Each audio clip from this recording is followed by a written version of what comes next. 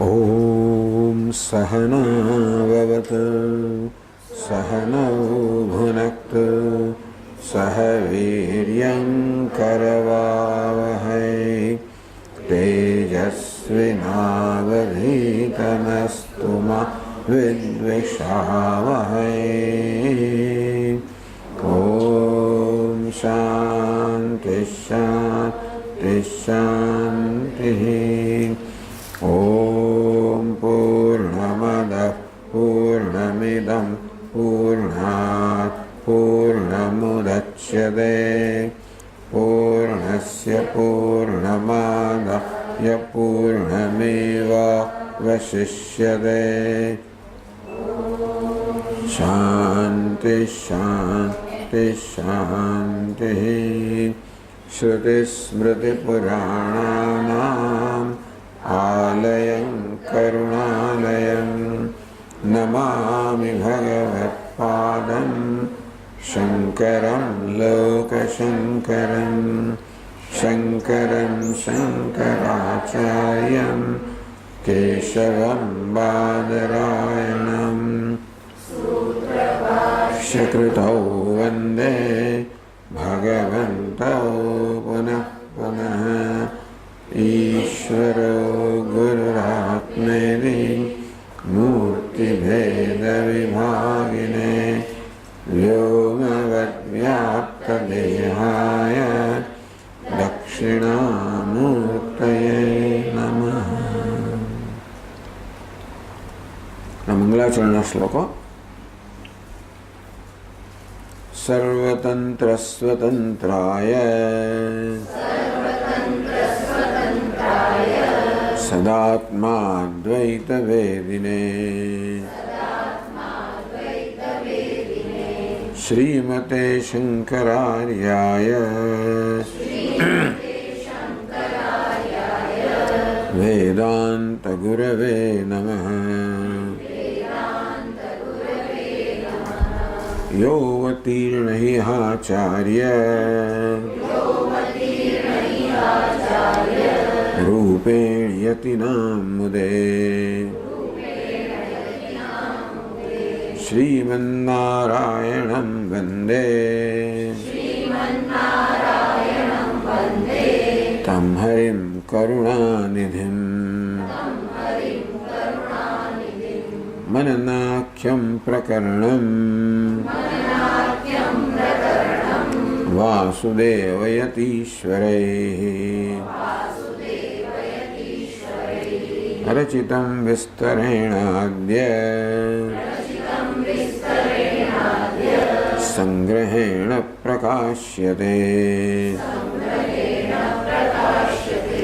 बालानाम् उपकाराय मम विज्ञानसिद्धये तत्र श्रीबालगोपाल कृष्ण सन्निहितो भवेत्।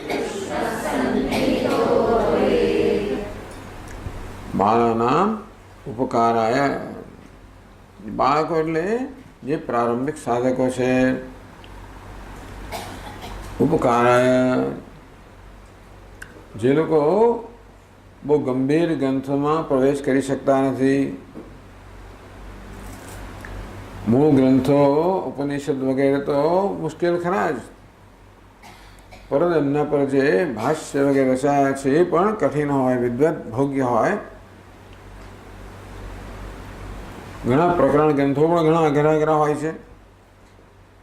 એટલે આ એક નાનકડો પ્રકરણ ગ્રંથ એની હું રચના કરું છું. અમારા ગુરુજી માની લે એમના ગુરુજી હશે વાસુદેવ યતીશ્વર, એમણે મન નામનો ગ્રંથ રચ્યો. એ ઘણો વિસ્તૃત હશે એટલે સંક્ષેપમાં લઘુ વાસુદેવ મનનમ નામનો ગ્રંથ હું રચું છું, જેથી જે લોકોને ગંભીર શાસ્ત્રોમાં પ્રવેશ નથી એ લોકો પણ શાસ્ત્રનો જે ઉપદેશ છે એ ઉપદેશ સંપૂર્ણ રીતે પ્રાપ્ત કરી શકે એ એનું આનું પ્રયોજન છે. મમ વિજ્ઞાન સિદ્ધે, મારો પણ સ્વાર્થ છે. કારણ કે શીખવવામાં જે શીખનાર છે એને તો લાભ થાય, પણ શીખવાડનાર છે એને વધુ ઉત્તમ લાભ થતો હોય છે. મમ વિજ્ઞાન સિદ્ધે, એના માટે મારા જ્ઞાનની પણ અભિવૃદ્ધિ થાય એ માટે આ ગ્રંથની રચના કરું છું. તત્ર શ્રી બાલ ગોપાલ કૃષ્ણ સન્નિહિતો હોય. એમના ઈષ્ટ દેવતા ગોપાલ બાલ ગોપાલ કૃષ્ણ હશે. હંમેશા મારી સાથે રહો, મારા સહાયક રહો, આ કાર્યમાં મારા સહાયક રહો. આ પ્રકારે મંગલાચરણ કરીને હવે ગ્રંથનો પ્રારંભ કરે છે. મોક્ષ પરમ પુરુષ પુમર્થ પરમ પુરુષાર્થ. પહેલા કહે છે કે મોક્ષ એ જીવનનો પરમ પુરુષાર્થ છે. પુરુષાર્થ અને પરમ પુરુષાર્થ, તો પરમ પુરુષાર્થ નહીં. એટલે આ પ્રકારે ગ્રંથનો પ્રારંભ કરે છે કે મનુષ્ય જીવન જે છે એનું શું પ્રયોજન છે. મનુષ્ય કંઈક શોધી રહ્યો છે, કંઈક પ્રાપ્ત કરવા મથી રહ્યો છે, શું છે? એટલે પહેલા આપણને જીવનના ધ્યેયની સ્પષ્ટતા હોવી જોઈએ. ક્યાં પહોંચવાનું છે એ ગંતવ્ય સ્થાન કહો કે ધ્યેય કહો, એની સ્પષ્ટતા હોય. એટલે જ્યારે જનક રાજાએ યાજ્ઞવલ્ક્યજીને પૂછ્યું કે મને આપ માર્ગ બતાવો જેથી આ વારંવાર જન્મ મૃત્યુના ચક્રમાંથી મુક્ત થાવ. એટલે યાજ્ઞવલ્ક્ય મુનિ પૂછે કે ભાઈ તમે માર્ગની પૃચ્છા કરો છો, પણ ગંતવ્ય શું છે, ધ્યેય શું છે, ક્યાં પહોંચવાનું છે? એ ક્યાં પહોંચવાનું છે મને જરા, તમે ક્યાં પહોંચવા માગો છો એ જરા મને કહો, પછી હું માર્ગની સ્પષ્ટતા કરું. અને પહેલા જીવનમાં ક્યાં પહોંચવાનું છે, પહેલા તો એ કે જીવનમાં પહોંચવાનું છે. મનુષ્ય કોઈક ધ્યેય લઈને અહીંયા જગતમાં આવ્યો છે, અને એ ધ્યેયની જો સ્પષ્ટતા હોય તો માર્ગની સ્પષ્ટતા થાય. એટલે ઘણા વર્ષો પહેલા સ્વામીજીએ કેટલાક પ્રવચન આપ્યા, ઓલ અબાઉટ સાધના, સાધન અને સાધ્ય, સિદ્ધિના સોપાન, આપણે એવું એનું ભાષાંતર કર્યું કે ભાઈ સાધન ક્યારે સ્પષ્ટ બને, સાધ્ય સ્પષ્ટ હોય તો. માર્ગ ક્યારે સ્પષ્ટ બને, ક્યાં પહોંચવાનું છે એ સ્પષ્ટ હોય તો. એટલે પહેલા એની ચર્ચા કરે છે કે આપણે જ્યાં પહોંચવાનું છે એ શું છે. તો ચાલો આપણે વાંચીએ બીજા પાના પર.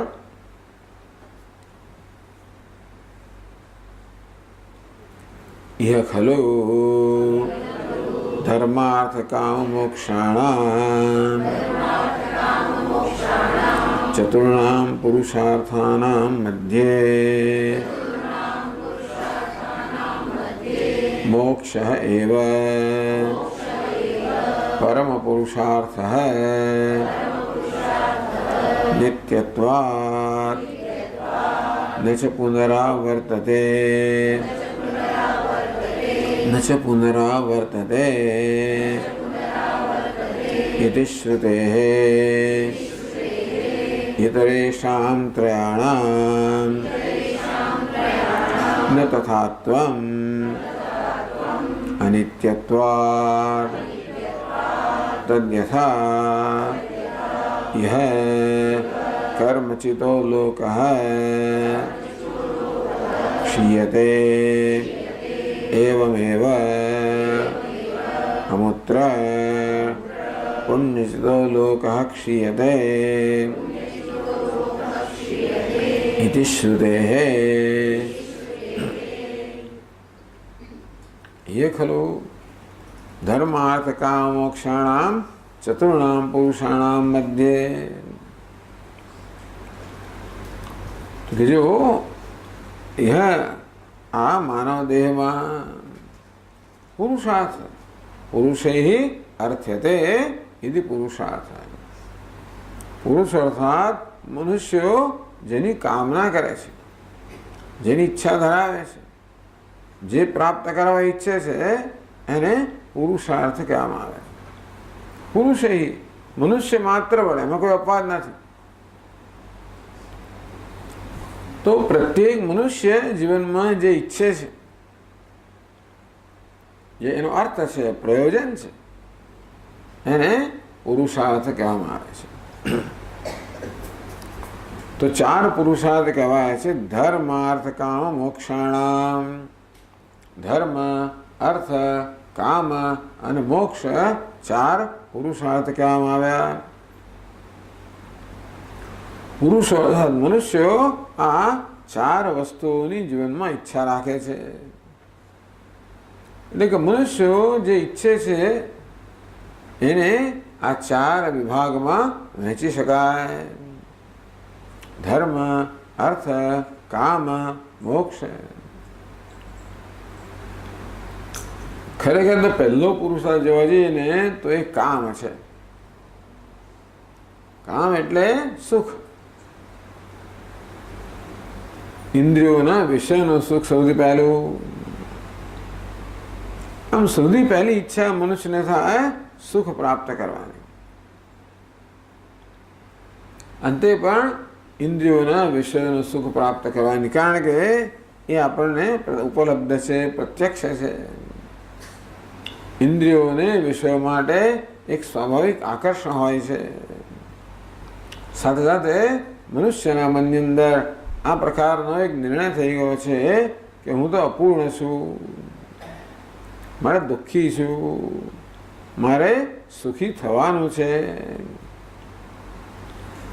हूँ मारा में सुख नहीं सुख तो बहार से बहार विषयों में है।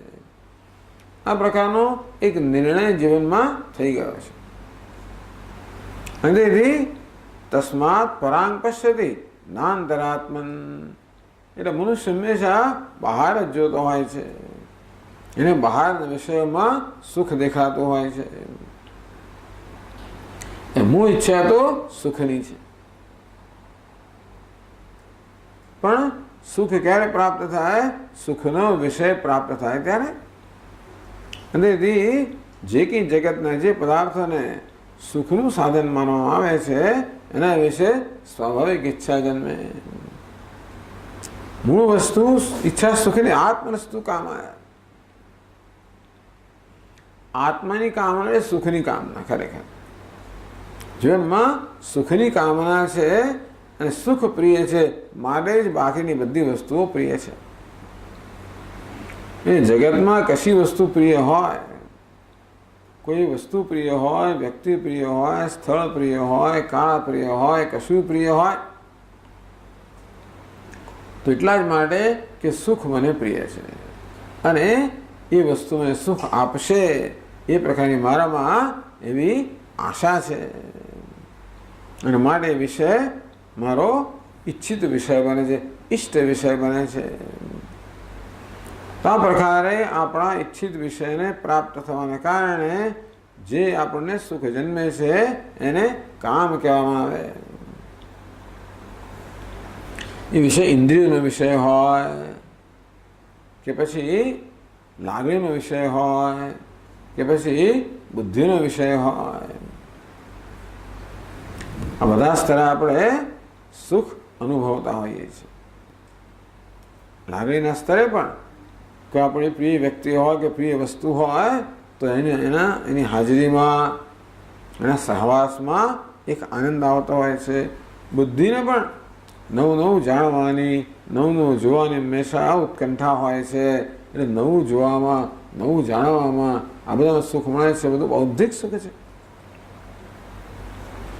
आ बधानो काममां समावेश थाय। ત્રીજું છેવટે અહંકારનું સુખ છે સૌથી મોટું. આપણે સન્માન મળે, પ્રતિષ્ઠા મળે, સત્તા પ્રાપ્ત થાય, ખ્યાતિ પ્રાપ્ત થાય, તો આપણો અહંકાર સંતોષાતો હોય છે. એ વળી સૌથી વધારે સૂક્ષ્મ સુખ છે. એટલે જુદા જુદા મનુષ્યના જીવનમાં જુદા જુદા પ્રકારના સુખની પ્રધાનતા હોય છે. કેટલાક અત્યંત વિષય મનુષ્ય હોય જે લોકોને માત્ર વિષયના સુખમાં એમના વિષયના સુખની પ્રધાનતા હોય. કેટલાક અત્યંત બુદ્ધિમાન પુરુષો હોય અથવા બુદ્ધિ જેનું કેન્દ્ર છે એ લોકોને બૌદ્ધિક સુખ, વૈજ્ઞાનિકો હોય, મોટા લેખકો હોય, આ બધા લોકો જે છે એ બધા એમને પેલા વિષયના સુખની બહુ પડી નથી હોતી, લાગણીના સુખની પડી નથી હોતી, બૌદ્ધિક સુખ. કેટલા બધા કલાકારો હોય, આ બધા લોકોનું છે એ પણ એક સુખ છે. એ પણ ખરેખર લાગણીના સ્તરે કહો કે મનના સ્તરે થતું હોય છે, એ બુદ્ધિનું સુખ નથી. એટલે આપણે સુંદર પહાડ જોઈને જે આનંદ મેળવીએ એ બુદ્ધિનો આનંદ નથી. અત્યારે કેવડિયા કોલોનીમાં નર્મદા સરદાર સરોવર ડેમ આમ છલકાય છે, નાયગરા ફોલ થઈ ગયો. સેંકડો લોકોએ જોવા જતા જશે. આનંદ એ પણ માનસિક આનંદ છે. આ બધું કામ પુરુષાર્થ છે. હવે અર્થ પુરુષાર્થનો ખરેખર તો એનો અર્થ કરવામાં આવે છે અહંકારના સ્તરનું સુખ. પહેલા માણસ વિષયના સ્તરનું સુખ ઈચ્છે. વિષયો તો બહુ અનિત્ય હોય, અત્યંત આવનારા જનારા હોય, અને તેથી એ સુખ બહુ ટકતું નથી હોતું. વળી એનાથી આપણું પણ પેટ જલ્દી ભરાઈ જતું હોય છે. કોઈ વિષયનો અનુભવ કરવાની આપણે એનો કેટલો ક્યાં સુધી અનુભવ કરીએ એ વસ્તુ પછી આપણને બહુ એટલો આપણે અભાવ થઈ જતો હોય છે. એ બધું સુખ ભોગ્યા પછી છે મનુષ્યને અહંકારનું સુખ, જ્યાં પોતાનો અહમનો જરા વિસ્તાર થાય, સત્તા પ્રતિષ્ઠાને કારણે બીજા બધા લોકો પર એક આપણો પ્રભાવ પડે, અહંકારનો સુખ. અર્થ એની પછી જરૂરિયાત થાય. પહેલાં કામ એ પૂરું થયું પછી અર્થ, અહંકાર. ક્યારેક અર્થનો અર્થ સલામતીઓ પણ કરવામાં આવે છે. સુખ પણ જોઈએ અને સલામતી પણ જોઈએ. એટલે જગતના આ બધા પદાર્થો હોય, ધન હોય, એ ધન કે સંપત્તિ દ્વારા આપણે આપણા ઈચ્છિત વિષયો તો પ્રાપ્ત કરી શકીએ, પણ સંપત્તિ હોવા પૂરતું સુખ છે. આપણે ભલે પૈસા ન વાપરતા, બેંક એકાઉન્ટ છે મારા, આટલા છે મારું આટલું સેવિંગ છે, આટલી બચત છે, આટલી બધી એફડી સીડી ફલાણો પાકશે બધું વગેરે વગેરે, અને આપણે સલામત છે. બસ મને જ્યારે જે જોઈશે એ મળી રહેશે. આમ આ ધન સંપત્તિ આપણને એક સલામતીનો અનુભવ કરાવે છે. તેવી રીતે આ સત્તા પ્રતિષ્ઠા વગેરે પણ આપણે સલામતી પણ આપતું હોય છે. ઘણા લોકો પર મારો પ્રભાવ છે, તેથી એ બધાની મદદ જ્યારે જોતા મને મળી રહે એટલે મને એમ સલામતી છે. મા કરું ધન જન યૌવન ગર્વમ, ધનમાંથી જનમાંથી યૌવનમાંથી બધામાંથી આપણને એક સલામતીનો અનુભવ થાય. એ કહો, અહંકારનું સુખ કહો, આ છે અર્થ પુરુષાર્થ. પછી આ બધાની મર્યાદાઓ જણાય. આ લોકોના બધા સુખની મર્યાદા જણાય. મને માણસને પરલોકનું સુખ જોઈએ, જે બહુ દીર્ઘકાલીન સુખ હોય છે, સ્વર્ગ. એટલે હવે ધર્મ પુરુષાર્થ. વૈદિક કાળમાં તો ધર્મ કોને કહેવાય? વેદની અંદર જે બધા કર્મનો આદેશ કરવામાં આવ્યો છે એ કર્મને જ ધર્મ કહેવામાં આવે, અથવા વૈદિક કર્મ કરવા દ્વારા જે પુણ્ય પ્રાપ્ત થાય એને પણ ધર્મ કહેવામાં આવે. તો ધર્મ પુરુષાર્થ એટલે વૈદિક કર્મ દ્વારા જે પુણ્ય પ્રાપ્ત અને એને કારણે જે સ્વર્ગ વગેરે પ્રાપ્ત થાય એને પણ ધર્મ કહેવામાં આવે. આ ત્રીજો પુરુષાર્થ. આમ તો ધર્મ શબ્દના બીજા ઘણા અર્થ છે. ધર્મ એટલે હિન્દુ ધર્મ એવો પણ ધર્મ સમજતા હોઈએ. ધર્મ એટલે કર્તવ્ય. અમારો ધર્મ છે, મારું કર્તવ્ય છે, મારી ફરજ છે. ધર્મ એટલે નૈતિક મૂલ્યો. તો જીવનના નૈતિક મૂલ્યોને પણ ધર્મ કહેવામાં આવે છે. એ મૂલ્યોને મારી દ્રષ્ટિએ પુરુષાર્થ ના કહેવાય. ધર્મ તો બધામાં જોઈએ જ. વૈદિક સંસ્કૃતિની અંદર આપણે કામ ભોગવતા હોઈએ, અર્થનું સુખ માણતા હોઈએ, તોય પણ જે મૂલ્યરૂપી ધર્મ તો હોવો જ જોઈએ. એવી અપેક્ષા તો ખરી જ કે આપણે ધન સંપત્તિ, સત્તા, પ્રતિષ્ઠા વગેરે પ્રાપ્ત કરીએ એ પણ ધર્મના આધારે હોય. ધર્મનો ભોગ ન અપાય. અને વિષયનો ભોગ ભોગવતા હોઈએ તોય પણ એ પણ ધર્મ એમાં રહેલો હોય. એમાં મર્યાદાઓ હોય. એ પણ ત્યાં સ્વચ્છંદતા ન હોય, ત્યાં પણ મર્યાદા હોય. ધર્મ એટલે એ પ્રકારના ધર્મની અપેક્ષા તો આ બધા પુરુષાર્થ, ધર્મ અર્થ કામ બધા પુરુષાર્થમાં રહેલી જ છે. ધર્મ પુરુષાર્થ એટલે સ્વર્ગ. એના સુખની મર્યાદાઓ માણસો જુએ એટલે પછી એને એવી કલ્પના કરે કે સ્વર્ગ નામનો લોક છે. એ બધું વેદમાં વર્ણન પણ આવે. જ્યાં આગળ આપણને અપામ સોમમ અમૃતાહ અભૂમાં, અમે તો આ કર્મ કરશું, સોમયાગ વગેરે, અને અમર બની જઈશું. તો બધું બહુ સુંદર વર્ણન આવે સ્વર્ગનું. ત્યાં કેવું નંદનવન છે, કેવી અપ્સરાઓ છે વગેરે વગેરે. જે લોકોને આમાં રસ પડતો હોય ને, પણ લોકોને એમાં રસ પડતો હોય છે ને, એટલે ધર્મ પુરુષાર્થ. અને છેલ્લે છે મોક્ષ પુરુષાર્થ. એ ધર્મથી પણ આપણો અસંતોષ થાય. તો ધર્મની મર્યાદા પણ જોઈએ કે ધર્મ કહો કે સ્વર્ગ કહો, એ પણ છેવટે નિત્ય છે. અહીં જ કહેવામાં આવ્યું. વિવેક જ્યારે જાગૃત થાય, જ્યાં સુધી વિવેક જાગૃત થયો નથી ત્યાં સુધી મનુષ્ય આ અનિત્ય જે સુખ છે એની કામના કરતો હોય, એને પણ પ્રયત્ન કરતો હોય. પણ જ્યારે વિવેકે જન્મે કે મને તો નિત્ય સુખની કામના છે, પરીક્ષ લોકાન કર્મચિતાન બ્રાહ્મણ નિર્વેદમાયાત નાસ્તિ કૃત કૃતેન અકૃત કૃતેન કર્મણા નાસ્તિ. અકૃત જે નિત્ય વસ્તુની ઈચ્છા કરું છું એ કોઈ કર્મથી પ્રાપ્ત ન થાય. તદ વિજ્ઞાતો તદ વિજ્ઞાનાથમ, એ જ્ઞાન પ્રાપ્ત કરવા માટે. આ પ્રકારે મનુષ્યને નિત્ય સુખની ઈચ્છા જન્મે. આ બધું અનિત્ય સુખ છે એ જાણે સમજે કે આનાથી મને કોઈ સ્થાયી સંતોષ મળવાનો નથી, ત્યાર પછી નિત્ય સુખની ઈચ્છા, મોક્ષની ઈચ્છા જન્મે.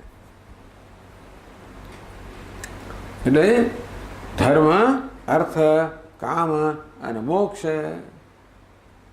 ચતુર્ણામ પુરુષાર્થાનામ મધ્યે છઠ્ઠી વિભક્તિ. કેવી છઠ્ઠી? નિર્ધારણે ષષ્ઠી. સંબંધ ષષ્ઠી નહીં. પુરુષાર્થાનામ મધ્યે, આ બધા પુરુષાર્થમાં મધ્યે મોક્ષ એવ પરમ પુરુષાર્થ.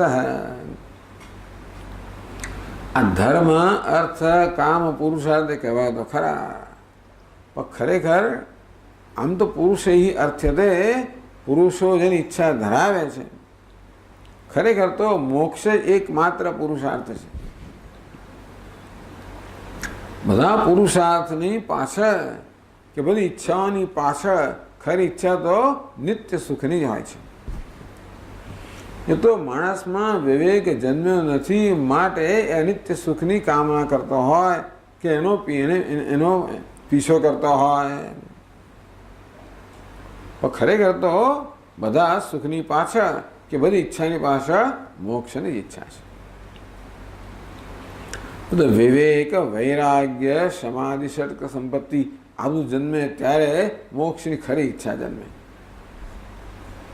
વિવેકથી વૈરાગ્ય જન્મે અનિત્ય વસ્તુ પ્રત્યે. નિત્યાનિત્ય વસ્તુ વિવેક, કે જેમાં બે પદાર્થો છે, નિત્ય અને અનિત્ય.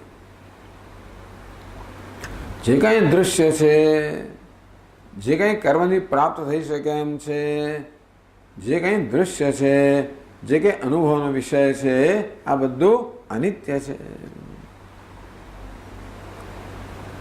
પણ એને અનિત્ય ક્યારે જાણીએ? કોઈ નિત્ય વસ્તુના સંદર્ભમાં. તો અનિત્ય પ્રત્યે મનુષ્યને નિર્વેદ માયા, એક નિર્વેદ જન્મે, વૈરાગ્ય જન્મે, એનો ભ્રમ ભાગે. એ માણસને એના પ્રત્યે શું કહેવાય, અભાવ જન્મે. અને ત્યારે પછી મોક્ષની ઈચ્છા જન્મે. મોક્ષ એવ પરમ પુરુષાર્થ નિત્યત્વાદ, એનું કારણ આપ્યું.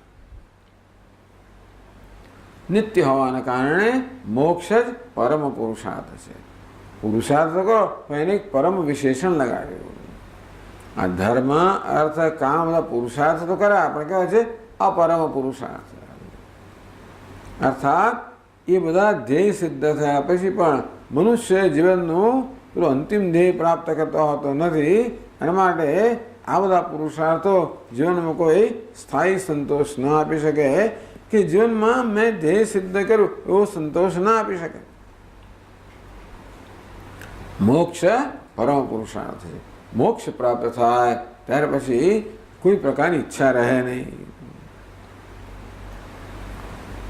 એટલે જે પ્રાપ્ત કરીને કોઈ ઈચ્છા ન રહે, તો એ પુરુષાર્થ છે મોક્ષ પુરુષાર્થ. યત્રોપરમતે ચિત્તમ નિરુદ્ધમ યોગ સેવયા યથ ચૈવાત્મનાત્માનમ પશ્યન આત્મનિ તુષ્યતિ સુખમાત્યંતિકમ યત્તત બુદ્ધિગ્રાહ્યમતીન્દ્રિયમ વેત્યત્ર ચૈવાયમ સ્થિતશ્ચરતિ તત્વતઃ યમ લબ્ધ્વા ચાપરમ લાભમ મન્યતે નાધિકમ તતઃ. યમ લબ્ધ્વા ચાપરમ લાભમ મન્યતે નાધિકમ તતઃ. જે લાભ પ્રાપ્ત કરીને એથી કોઈ વધીને કોઈ લાભ નથી, એ પ્રકારનું મન્યતે, આ પ્રકારનું જ્ઞાન જન્મે. જે લાભ પ્રાપ્ત કરીને મનુષ્યને સંતોષ થાય કે આથી વધીને કોઈ લાભ નથી, એવો લાભ જોઈએ જે પ્રાપ્ત કર્યા પછી કશું પ્રાપ્ત કરવાનું ના હોય.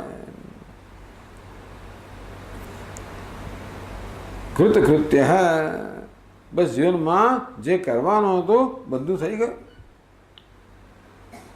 હવે એક સંતોષ જન્મે. કેવો સંતોષ? સ્થાયી સંતોષ. નિત્યત્વાદ એવું ત્યારે જ જન્મે જ્યારે આપણને નિત્ય વસ્તુ પ્રાપ્ત થાય. જે સુખ પ્રાપ્ત કર્યા પછી ક્યારેય જતું ના રહે, જે દુઃખ ગયા પછી ક્યારેય પાછું ના આવે, આને કહેવાય મોક્ષ.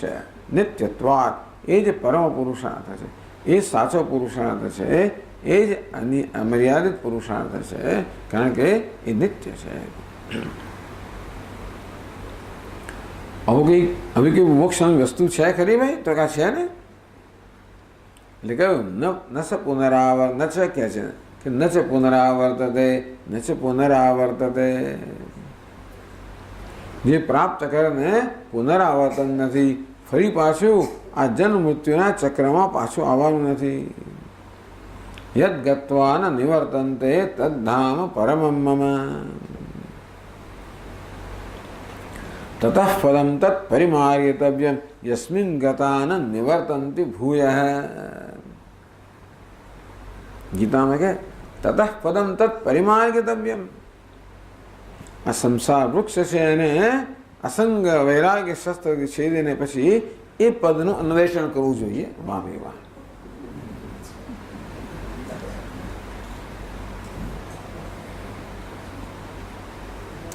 યસ્મિન ગતા ન નિવર્તન્તિ ભૂય, જ્યાં પહોંચેલા છે ત્યાંથી પછી ફરી પાછા આવતા ન ચ પુનરાવર્તતે ન ચ આ મોક્ષનું વર્ણન કરવાની એક રીત છે કે પુનરાવર્તન થતું નથી.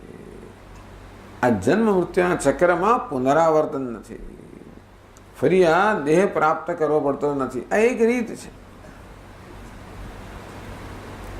પણ મોક્ષમાં એમ પણ કહેવાય કે જે પ્રાપ્ત કર્યા પછી કશું પ્રાપ્ત કરવાનું રહેતું નથી.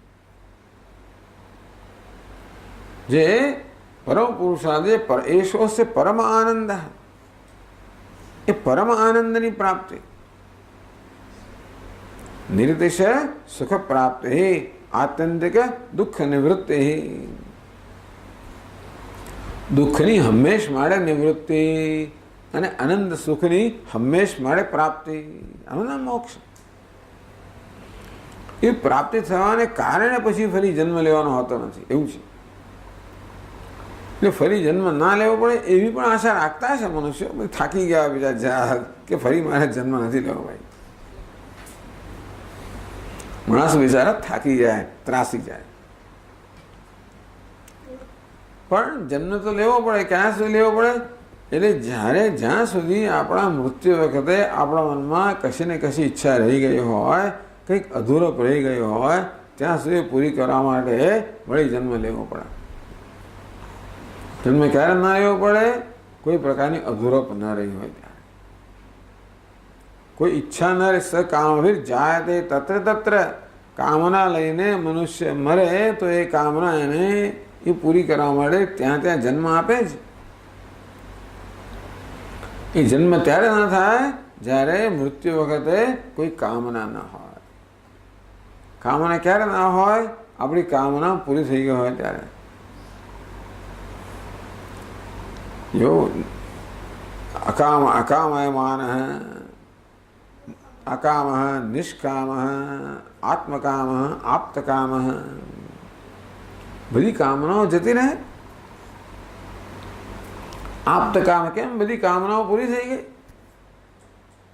આત્મકામ કે જે છે કે આત્મા જે છે, મારે કામનાનો વિષય રહ્યો જ નથી. કિમિચ્છન કસ્ય કામાય, એવી સ્થિતિ પ્રાપ્ત થાય કે કોઈ કામના રહે નહીં, કામના કરનારો પણ ના રહે, કામનાનો વિષય પણ ના રહે. અને મોક્ષ એ જીવનનું પરમ ધ્યેય છે. એનું જેમ વર્ણન કરવું એમ કરો. પણ વેદાંતમાં આ પ્રકારનું વર્ણન છે. અને આત્માનો સ્વભાવ હોવાને કારણે એ જ્ઞાનથી પ્રાપ્ત તદ વિજ્ઞાન આપણે કહેશે. પણ જીવનમાં સૌથી પહેલી સમજ શું છે? કે મોક્ષ એવ પરમ પુરુષાર્થ. આ મોક્ષ જ પરમ પુરુષાર્થ છે. અર્થાત એ જ આપણા જીવનનું ધ્યેય થવાની યોગ્યતા ધરાવે છે. આ ધર્મ અર્થ કામ એ જીવનનું ધ્યેય બનવાની યોગ્યતા ધરાવતા નથી. માત્ર મોક્ષ જીવનનું ધ્યેય બનવાની યોગ્યતા ધરાવે છે. ન છે પુનરાવર્તતે, કોઈ પુનરાવર્તન નથી. એટલે જન્મ કેમ નથી? જન્મવાની જરૂર નથી. આપણો જે જન્મ થાય છે ને એ કોઈ જરૂરિયાતને કારણે થાય છે. કોઈ જરૂરિયાત ન રહી હોય તો જન્મ લેવાની જરૂર નથી. જન્મ નથી એનો થાય તો કોઈ જરૂરિયાત નથી. સર્વ જરૂરિયાત પૂરી થઈ ગઈ. આપ્તકામ, સર્વ જરૂરિયાત પૂરી થઈ ગઈ. એ ક્યારે પૂરી થાય? બધી જરૂરિયાત ક્યારે પૂરી થાય? ક્યારે? આત્મકામ, જ્યારે જ્ઞાન થાય કે વાસ્તવમાં જે કંઈ છે એ આત્મા જ છે. જેને કામનાનો વિષય માનવામાં આવતો હતો એ તો હવે હું જ છું. એ જ્ઞાનથી બધું પ્રાપ્ત થઈ ગયું ને. નિશ્રુતે, આમ મોક્ષ જ પરમ પુરુષાર્થ છે. ઇતરેશામ ત્રયાણામ ન તથાત્વમ, બીજા ત્રણ જે છે ધર્મ અર્થ કામ ન તથાત્વમ, એટલે કે એ પરમ પુરુષાર્થ હોવાની યોગ્યતા ધરાવતા નથી. ન પરમ પુરુષાર્થત્વમ એમ કહેવાય. ધર્મ અર્થ કામ એ પરમ પુરુષાર્થ. કેમ? અનિત્યત્વાત, કારણ કે દરેક અનિત્ય છે. આમ ધર્મનો અર્થ સ્વર્ગ કરવામાં આવે તો સ્વર્ગ તો બહુ દીર્ઘકાળથી ચાલતો હોય છે, છતાં ક્ષીણે પુણ્ય મર્ત્યલોકમ વિશંતિ, ત્યાં પણ જ્યાં પુણ્ય હોય ત્યાં જ રહી શકીએ. પુણ્ય ક્ષીણ થાય એટલે ત્યાંથી પણ આપણે વિદાય લેવી પડે કે વિદાય કરી દેવામાં આવે. મર્ત્યલોકમ વિશંતિ, વળી પાછા હતા તેને ત્યાં. અનિત્યત્વાદ, આમ બધા જ પુરુષાર્થ બાકીના ધ્યેય કેવા છે? અનિત્ય છે. એના માટે પરમ પુરુષાર્થ નથી, જીવનનું ધ્યેય બનવાની યોગ્યતા ધરાવતા નથી. હવે દુનિયાના આ જગતના બધા પદાર્થો અનિત્ય છે એ તો ખરું, પણ સ્વર્ગના પદાર્થો અનિત્ય છે એવું તમે ક્યાંથી જાણ્યું ભાઈ? તો એ શાસ્ત્રમાં જાણ્યું. તદ્યથા કર્મ ચેતો લોક ક્ષીયતે એવમેવમત્ર પુણ્યચિતો લોક ક્ષીયતે. એ પણ છંદોગ્યમાં કહેવામાં આવ્યું. યથા, જેવી રીતે, यह એટલે આ લોકમાં, પૃથ્વી લોકમાં, કર્મચિતો લોક ક્ષીયતે, કર્મથી જે કંઈ આપણે પ્રાપ્ત કર્યું હોય એ કાય કરીને ક્ષીણ થઈ જાય છે. ખરું ને? કર્મથી, પ્રયત્નથી જે કંઈ પ્રાપ્ત કરીએ એ મર્યાદિત જ હોવાનું. કર્મ પોતે મર્યાદિત છે, દેશમાં મર્યાદિત છે, કાળમાં મર્યાદિત છે, માત્રામાં મર્યાદિત છે. કર્મ અમુક સમય સુધી જ થાય, અમુક સ્થળે જ હોય, અને કર્મનો પ્રયત્ન પણ અમુક માત્રામાં હોય. અને તેથી એના પરિણામ મળતું જે ફળ છે એ પણ દેશમાં, કાળમાં, વસ્તુમાં મર્યાદિત હોવાનું છે.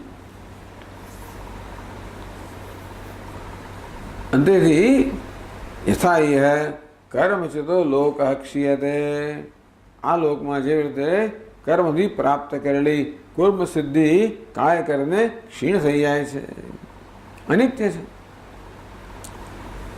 એવો જ નિયમ સ્વર્ગ માટે લાગુ પડે છે. એ તો આપણને શાસ્ત્રમાંથી ખબર પડે, આપણે કે સ્વર્ગમાં ગયા નથી. પણ કહે છે કે જે પ્રકારની પરિસ્થિતિ અહીં વિદ્યમાન છે એવી સ્વર્ગમાં પણ છે. એવો મૂત્ર પુણ્યસિતો, સ્વર્ગ કેમ પ્રાપ્ત થાય? પુણ્યના પરિણામે સ્વર્ગ પ્રાપ્ત થાય.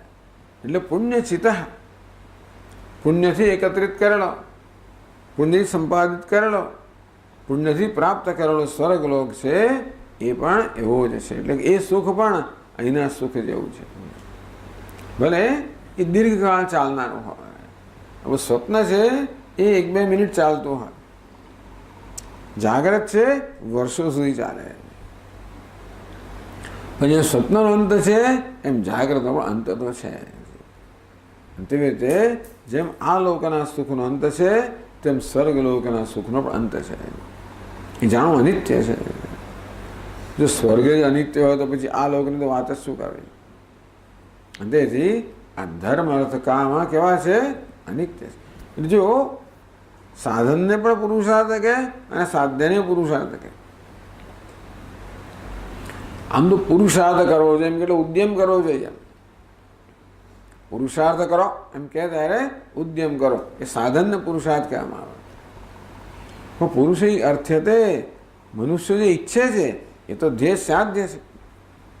એમ સાધ્યને પુરુષાર્થ કહે, સાધનને પણ પુરુષાર્થ કહે. આ પ્રકારે સૌથી પહેલું કહેવામાં આવે કે જીવનનું ધ્યેય શું છે એ પહેલાં સમજવું જોઈએ, તો જ આગળ પછી અર્થ છે. આગળના ગ્રંથોનું અધ્યયન આપણે ક્યારે કરવા ઈચ્છીએ? હવે પછી જે બધું કહેવામાં આવશે એ મોક્ષ માટે કહેવામાં આવશે. તો મોક્ષમાં રસ ના હોય તો પછી કશામાં રસ ના હોય ને આપણને.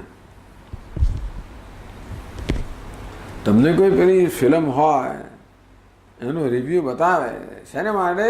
આપણામાં ઉત્કંઠા, ઈચ્છા ઉત્પન્ન કરવા માટે. પણ એ વસ્તુમાં જ રસ ના હોય તો પછી આપણે ક્યાં બધું જોવાના છે? અંતેથી જીવનમાં પહેલો આપણને ખબર કે મોક્ષ પરમ પુરુષાર્થ છે, એ જ પ્રાપ્ત કરવો જોઈએ. બીજા બધા પુરુષાર્થોની પ્રાપ્તિ પાછળ સમય અને શક્તિ ન વેડવા જોઈએ. જીવનમાં સૌથી પ્રાધાન્ય મળવું જોઈએ, અગ્રિમતા મળવી જોઈએ, પ્રાયોરિટી મળવી જોઈએ. કોને? મોક્ષને. અને ત્યાં જેનો બીજા બધા પ્રકારના પ્રશ્નો છે ખરા, બે પ્રકારની જરૂરિયાતો છે. આપણને આ દેહની જે જરૂરિયાતો છે એ પણ પૂરી કરવી જોઈએ. ભૂખ, તરસ, ઠંડી, ગરમી વગેરે બરાબર. એથી વધારે જગતના પદાર્થોનો આપણને કોઈ ઉપયોગ નથી. આપણો તો ઉપયોગ એટલે તો જ ધ્યાન પછી મોક્ષ તરફ આવે. એ સૌથી પહેલાં ગ્રંથકાર જેનું શું ધ્યેય છે એની વાત કરે છે. હવે મોક્ષ કેમ પ્રાપ્ત થાય પ્રશ્ન થયો ને. મોક્ષ જો જીવનનો પરમ પુરુષાર્થ હોય તો કેમ પ્રાપ્ત કરવા? તો કે જ્ઞાન આદેવ મોક્ષ. આપણે એનું સાધન ખબર પડવી જોઈએ. સાધ્ય તો ખબર પડી, ધ્યેય, પણ ધ્યેયને પ્રાપ્ત કરવાનો માર્ગ ખબર પડવી જોઈએ, સાધન ખબર પડવી જોઈએ. તો કયું સાધન જેવું અપનાવવું ખબર પડે ને. અને પછી બીજા ફકરાની અંદર સાધનની વાત કરે છે. કહે છે સચ મોક્ષ બ્રહ્મ જ્ઞાનાદેવ સિદ્ધ્યતે તમેવ વિદિત્વા અતિમૃત્યુમેતિ નાન્યઃ પંથા વિદ્યતે અયનાય બ્રહ્મવિદાપ્નોતિ પરમ ઇત્યાદિ શ્રુતિભ્યઃ. સચ મોક્ષ બ્રહ્મ જ્ઞાનાદેવ સિદ્ધ્યતિ.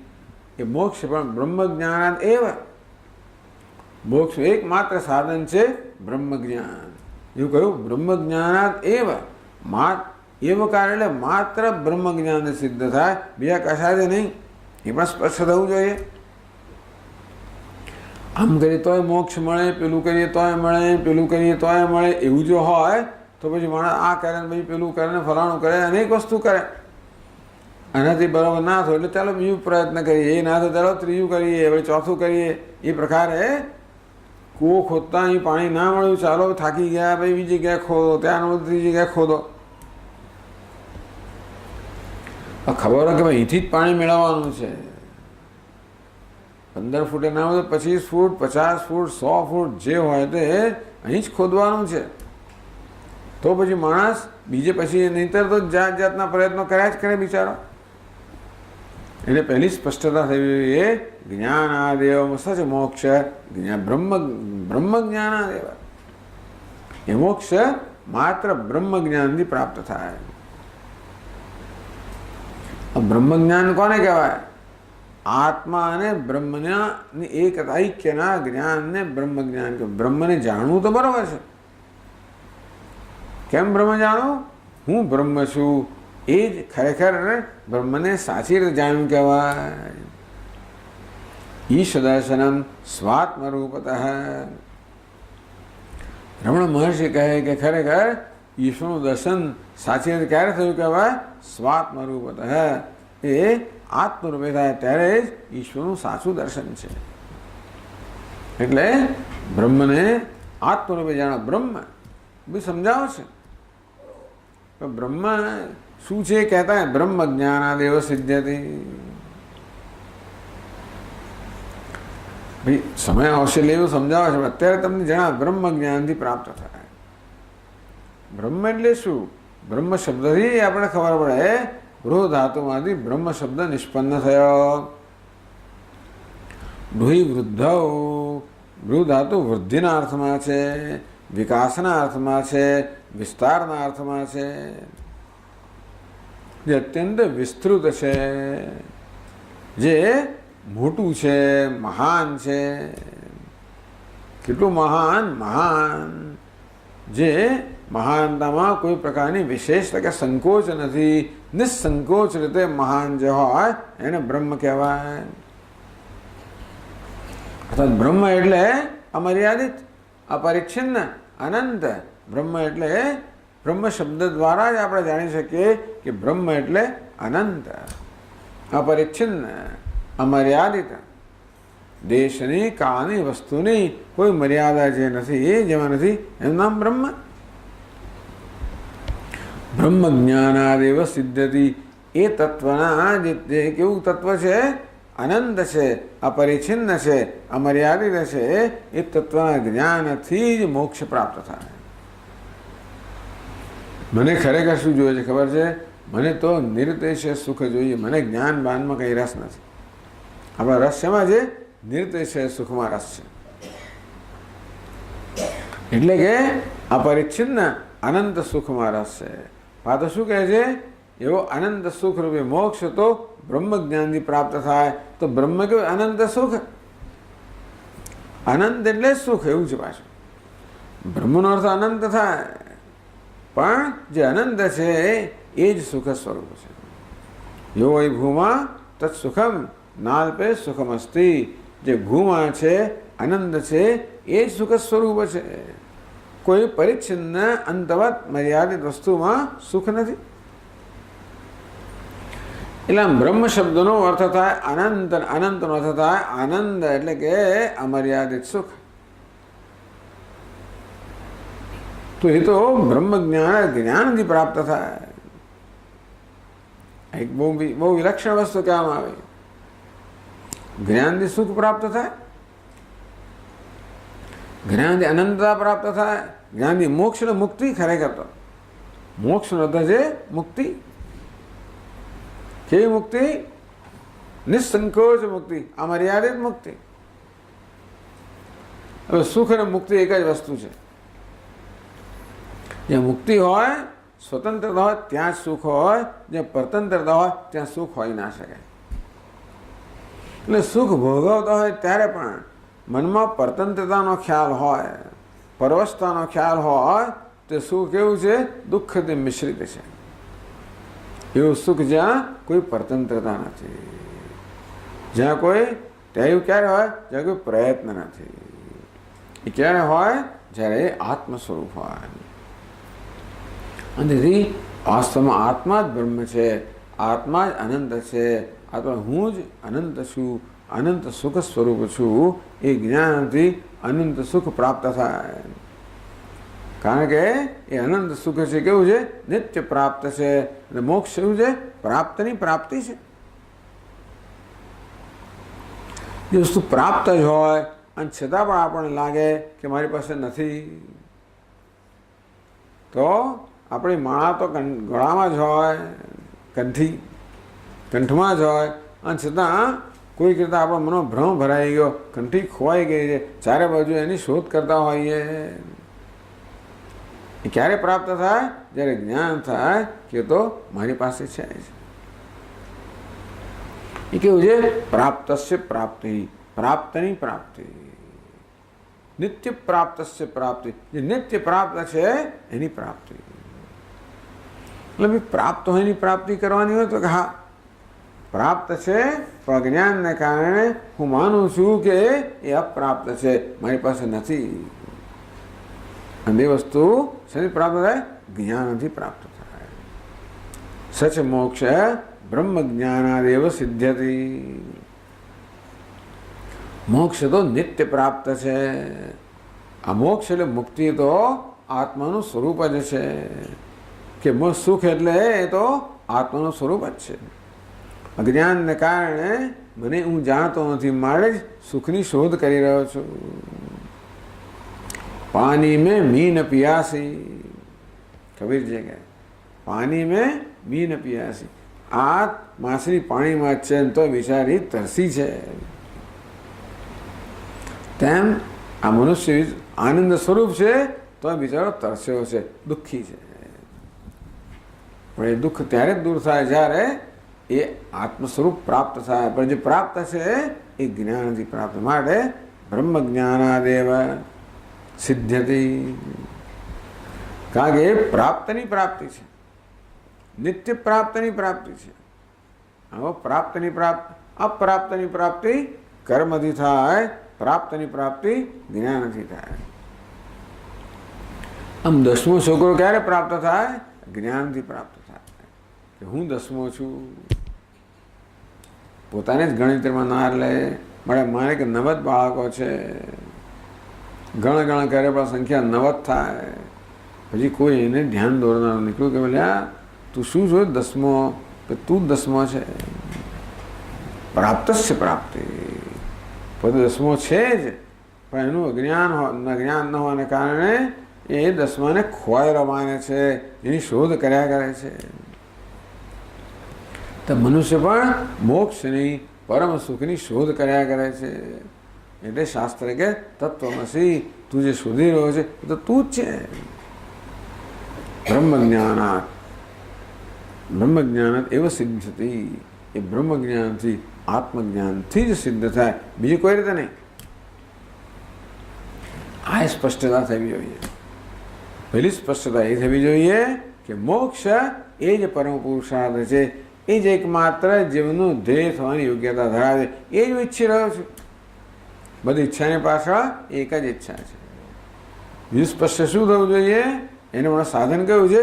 બ્રહ્મજ્ઞાન કે આત્મજ્ઞાન એને મારું સાધન છે, એ પણ સ્પષ્ટ થવું જોઈએ. આપણે ક્યાંથી નક્કી કર્યું કે મોક્ષ માત્ર જ્ઞાનથી જ પ્રાપ્ત થાય? જો શ્વેતા સ્વતર ઉપનિષદ કહે છે, તમેવ વિદિત્વા અતિમૃત્યુમેતિ નાન્ય પંથા વિદ્યતે અયનાય. તમેવ વિદિત્વા, તમ આત્માનમ એવ વિદિત્વા, એ આત્માને જ જાણીને, તમ વિદિત્વા એવ, આત્માને જાણીને જ, અતિ મૃત્યુમેતિ એવ, મૃત્યુમ અત્યેતિ, અતિ મૃત્યુમ એતિ, અતિ અને એતિને ભેગા કરવાના એટલે શું થાય? અત્યેતિ, અતિત્યેતિ. તો મૃત્યુને અતીત કરી જાય, મૃત્યુને પાર કરી જાય, મૃત્યુનું અતિક્રમણ કરી જાય. આ મોક્ષનું વર્ણન કરીને બીજી રીત થઈ પાછી. મોક્ષનું શું થયું? મૃત્યુ અત્યેતિ, એ મૃત્યુનું અતિક્રમણ કરી જાય. આ મનુષ્યને બીજી ઈચ્છા. શું ના જોઈએ? મૃત્યુ ના જોઈએ. એમ કહી શકાય કે મને આનંદ જોઈએ, મૃત્યુ ના જોઈએ, અને માટે હંમેશા મૃત્યુને ટાળવાનો, મૃત્યુ મુક્ત થવાનો પ્રયત્ન કરતો હોઉં છું. એટલે મૃત્યુનું અતિક્રમણ કરી જઈએ, મૃત્યુ આવે જ નહીં. એવું તો કે બનવાનું હશે. જાતસ્ય હિ ધ્રુવ મૃત્યુ. જો જન્મ થવાનું મૃત્યુ નક્કી જ છે, મૃત્યુ ના આવે બને કેવી રીતે? તો જે જન્મ્યો છે ને મૃત્યુ છે, પછી જન્મ્યો નથી ને મૃત્યુ નથી. આ દેહ જન્મ્યો છે મારે એનું મૃત્યુ ખરું, પણ દેહ જન્મ્યો વડે હું જન્મ્યો એવું કોણે કહ્યું? એક સમીકરણ થઈ ગયું. અત્યારે દેહનો જન્મ બરાબર મારો જન્મ, તો કે ના એવું નથી, તું ભિન્ન છે દેહથી, એ બધું કહેશે આપણને. માટે આત્મા કેવો છે? વાસ્તવમાં ન જાયતે મ્રિયતે વા કદાચિત. જન્મ નથી, મૃત્યુ નથી, બુદ્ધિ નથી, ક્ષય નથી, નિર્વિકાર છે. એટલે વાસ્તવમાં આપણે પ્રાપ્તસ્ય પ્રાપ્તિ. હું તો મૃત્યુથી પર છું જ, બાકી મૃત્યુથી કોઈ પરથાન થઈ ના શકે. જે મર્ત્ય છે અમર બની ના શકે, પરંતુ જે વિમુક્તસ્ય વિમુચ્યતે, જે મુક્ત છે એ જ મુક્ત થાય. અથ મર્ત્યો મૃતો ભવતી અત્ર બ્રહ્મ સમશ્નુતે. એ કહેશે ઉપનિષદ, અથ મર્ત્યો મૃતો ભવતી. જે મર્ત્ય છે, મૃત્યુનો અધીન છે, એ અમર બની જાય છે. એવું ના બની શકે. મર્ત્ય ક્યારે અમર ના બની શકે. વસ્તુના સ્વભાવમાં ક્યારે પરિવર્તન ના થાય. મર્ત્ય અમર બનતો હોય એ ત્યારે જ થાય જ્યારે જે અમર છે પોતાને મર્ત્ય માને છે. એટલે મૃત્યુ દૂર થતું નથી, માત્ર મૃત્યુનો ભ્રમ દૂર થાય છે. જે વસ્તુ છે એને કોઈ દૂર કરી ના શકે. ગમે તે જ્ઞાન હોય, આપણે મરતે જ હોઈએ તો જ્ઞાનથી અમર ના બની જઈએ, પણ અમર છીએ અને પોતાને મર્ત્ય માનીએ છીએ જ્ઞાનને કારણે. માટે આ જ્ઞાન છે માત્ર અજ્ઞાન જન્મેલો ભ્રમ દૂર કરે. મૃત્યુ હું મર્ત્ય છું એ ભ્રમ દૂર કરે, બસ. એટલે કે તમે વિદિત્વા, વાસ્તવમાં આત્મા અમર્ત્ય છે, અમર છે. હું અમર છું એ જાણીને જ મૃત્યુથી હું અતીત થઈ જાઉં, મૃત્યુનું અતિક્રમણ કરું. બાકી મૃત્યુ નામની ઘટના હોય એ તો કોઈ ટાળી ના શકે. શરીર તો મોટો ગમે તો મહાપુરુષ હોય ને પણ શરીરનું મૃત્યુ થવાનું જ છે. પણ સામાન્ય માણસ શરીરના મૃત્યુને પોતાનું મૃત્યુ માને. એ જાણે છે કે નહીં શરીરનું મૃત્યુ છે, મારું મૃત્યુ નથી. તમે વિદિત્વા અતિ મૃત્યુ મત્યેથી એ મૃત્યુનું અતિક્રમણ કરી જાય છે. આત્માને જાણીને જ જાણીને બીજા કશાને જાણીને નહીં. વિદિત્વા એવા આત્માને જાણીને જ, બીજી કોઈ રીતે નહીં. આત્માને જાણે એટલે મૃત્યુ અતિક્રમણ થાય જ. અત્યેથી એવ કારણે બધે જોડી શકાય. આત્મા જે મૃત્યુથી પર છે, અમર છે, એને જાણીને મનુષ્ય મૃત્યુથી પર થઈ જ જાય છે જ માટે થાય છે. અર્થાત મૃત્યુનો ભ્રમ દૂર થાય છે. નાન્ય પંથા વિદ્યતે અયનાય પોતાનું ધ્યેય પ્રાપ્ત કરવા માટે, મોક્ષ પ્રાપ્ત કરવા માટે નાન્ય પંથા વિદ્યતે, બીજો કોઈ માર્ગ નથી, બીજું કોઈ સાધન નથી. એ જ્ઞાન એકમાત્ર માર્ગ છે. કારણ કે આ પ્રાપ્તસ્ય પ્રાપ્તિ છે. અપ્રાપ્તની પ્રાપ્તિ માટે કર્મ સાધન છે, પ્રાપ્તની પ્રાપ્તિ માટે જ્ઞાન સાધન છે.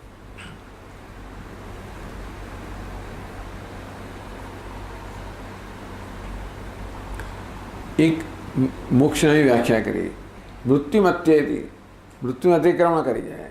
બીજી વ્યાખ્યા કરે છે બ્રહ્મવિદ આપનોતિ પરમ. આ તો શું અતિક્રમણ કરે, શું છે, શું પ્રાપ્ત કરે છે? બ્રહ્મવિદ આપનોતિ પરમ. આ બ્રહ્મનો જ્ઞાની છે એ પરમને પ્રાપ્ત કરે છે. બ્રહ્મવિદ જે બ્રહ્મને જાણે છે, બ્રહ્મવેત્તી જે બ્રહ્મને જાણે છે એ પરમ આપનોતિ, પરમને પ્રાપ્ત. પરમ એટલે અમર્યાદિત. જે દેશ કાળ વસ્તુની મર્યાદા મુક્ત રહી છે એ પરમનો અર્થ જ બ્રહ્મ. પરમ કહો, બ્રહ્મ કહો, અનંત કહો. બ્રહ્મવિદ આપનોતિ પરમ. જે બ્રહ્મનું જ્ઞાન ધરાવે છે એ પરમને પ્રાપ્ત કરે છે. પાછું જ્ઞાનથી પ્રાપ્તિની વાત થઈ. પહેલાં જ્ઞાનથી મૃત્યુના અતિક્રમણની વાત થઈ. હવે જ્ઞાનથી પરમની પ્રાપ્તિની પ્રાપ્ત થઈ. પણ જ્ઞાનથી કશું પ્રાપ્ત ના થાય. જ્ઞાન તો માત્ર અજ્ઞાનને દૂર કરે. તો જ્ઞાનથી પરમની પ્રાપ્તિ થતી હોય ત્યારે જ થાય જ્યારે એ પરમ નિત્ય પ્રાપ્ત જ હોય. બ્રહ્મવિદ આપનોતિ પરમ. આપનોતિ કરવું. ખરેખર કોઈ પરમને પ્રાપ્ત ના કરી શકે. જે કે વસ્તુ પ્રાપ્ત થાય એ તો મર્યાદિત જ હોય. પરમને પ્રાપ્ત કરવું નહીં, જે પ્રાપ્ત છે એની જ પ્રાપ્તિ છે. જાણે કે પ્રાપ્ત કરે છે. ઇત્યાદિ શ્રુતિભ્ય. આને આવા કેટલા બધા શાસ્ત્રના વાક્યો છે જે દ્વારા સ્પષ્ટ થાય છે. સંપશ્યન બ્રહ્મ પરમમ યાતિ નાન્યેન હેતુના. સંપશ્યમ પરમ બ્રહ્મ. તો આને જાણીને, પરમ બ્રહ્મને જાણીને નાન્યને હેતુના, બે કોઈ હેતુથી એ પ્રાપ્ત ના થાય. આ મોક્ષ જીવનનું ધ્યેય શું છે સ્પષ્ટ કર્યું, એનું સાધન શું છે જ્ઞાન સ્પષ્ટ કર્યું. એમાં જ્ઞાન કેમ પ્રાપ્ત કર્યું આગળ કહેશે.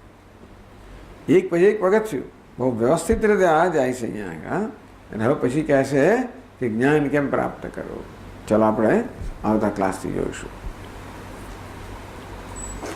ઓમ પૂર્ણમદ પૂર્ણમિદમ પૂર્ણાત પૂર્ણમુદચ્યતે પૂર્ણસ્ય પૂર્ણમાદાય પૂર્ણમેવાવશિષ્યતે. ઓમ શાંતિ શાંતિ શાંતિ. શંકરં શંકરાચાર્યં કેશવં બાદરાયણં સૂત્રભાષ્યકૃતૌ વંદે ભગવन्तौ પુનઃ પુનઃ. ઈશ્વરો ગુરુરાત્મેતિ મૂર્તિભેદવિભાગિને વ્યોમવદ્વ્યાપ્તદેહાય દક્ષિણામૂર્તયે નમઃ. ઓમ શાંતિ શાંતિ. હરિ ઓમ. શ્રી ગુરુભ્યો નમઃ. हरि ओम।